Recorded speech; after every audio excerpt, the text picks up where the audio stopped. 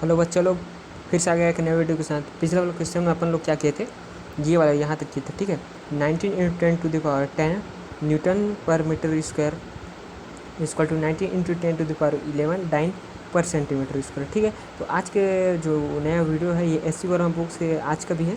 तो मुझे लगता है कि आप लोग अगर बुक पढ़ते हैं तो आपको समझ आता तो अच्छी बात है, और नहीं आता तो आपके लिए ये वीडियो काम आ सकता है। इसी पर्पज़ से वीडियो बन रहा हूँ, ठीक है। तो चलिए स्टार्ट करते हैं। यहाँ देखिए, ये क्वेश्चन दिया है, 5 नंबर का एग्जाम्पल है। एस सी और हम बुक से पढ़ा रहा हूँ।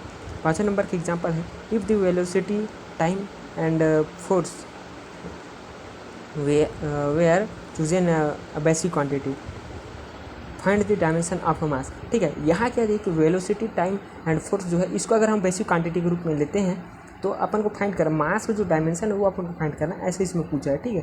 तो अपन क्या लिखते हैं यहाँ, सोल्यूशन जैसे दिया कि डायमेंशनली, ठीक है।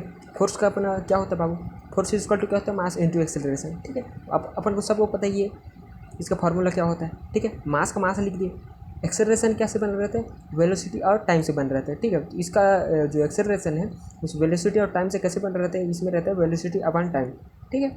तो ऐसे ही करके अपन जो है एक्सेलरेशन बन रहता है। तो अपन को क्या करते हैं, अपन को मास का निकालना है डायमेंशन, ठीक है। तो मास को इधर चुपचाप अलग से रख देते हैं, और जितना भी ये वेलोसिटी अपॉन टाइम जो है इसको इधर ट्रांसफर करेंगे, ठीक है। ये वाला जो टर्म है इसको इधर ट्रांसफर करेंगे तो क्या होएगा, मास का मास हो गया, फोर्स फोर्स, ठीक है। फोर्स, ठीक है बाबू।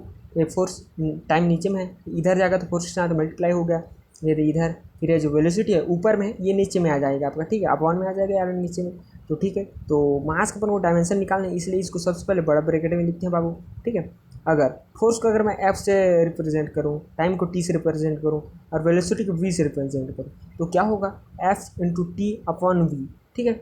वी अगर नीचे में है और मेरे को इसको डायमेंशन के रूप में बताना है, तो वी को अपॉन में ना लिखिए, इसको ऊपर लिख देता हूँ, ठीक है। तो इसका पावर क्या आ जाएगा, -1 आ जाएगा। तो मास का जो डायमेंशन आ गया, ठीक है। मास का डायमेंशन अगर इन सब चीज़ों को अगर बेसिक क्वांटिटी के रूप में अगर लेते हैं, तो मास का जो डायमेंशन है एफ टी वी की पावर -1, ये जो है इसका डायमेंशन निकल के आता है, ठीक है। तो ये इसका फाइनल आंसर होगा अगर ये चीज़ माने तो। वैसे तो अगर मास तो खुद में एक बेसिक क्वांटिटी इसको होता नहीं है, लेकिन अगर हम मान लेते हैं कि ये चीज़ अगर हो रहा है, ठीक है, तो उसका जो है डायमेंशन वो यही होगा, ये आपका फाइनल आंसर होगा, ठीक है, इस क्वेश्चन के अकॉर्डिंग। तो मुझे लगता है आपको ये क्वेश्चन समझ आ गया होगा, और ये जो एग्जांपल दिए ये भी आपको समझ आ गया होगा। तो ठीक है, अगर समझ नहीं आया तो मेरे को कमेंट में कर देना, कमेंट बता देना, मैं एक बार आपको फिर से समझा दूँगा, ठीक है। तो ओके, वीडियो यहीं तक करते हैं।